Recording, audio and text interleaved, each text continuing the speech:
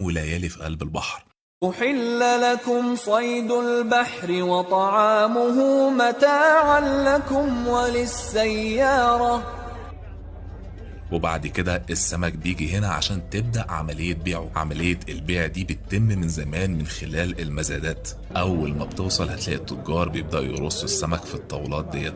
خد لفة وتعرف على الأسماك المتوفرة عند كل تاجر، وحاول قبل ما يبدأ المزاد إنك تقف قريب عشان تقدر تشوف السمك ككمية وجودة. ما تحاولش تشتري أول ما يبدأ المزاد عشان تدي نفسك فرصة تفهم الأنواع المتوفرة والسعر اللي بيتم التنفيذ عليه بشكل فعلي. وخلي بالك من الزحمة عشان ممكن تتسرق. أغلب الأنواع اللي بتكون متوفرة هي البوري والدنيس وباقي الأسماك المعروفة والكابوريا، والجمبري بأنواعه وأشهرهم بالطبع الجمبري الأزاز. المزايدة بتتم على كل طاولة بسعر بيحدده التاجر، وبيبدأ المشترين يزودوا. لو حسيت إن طاولة دخلت في دايرة العند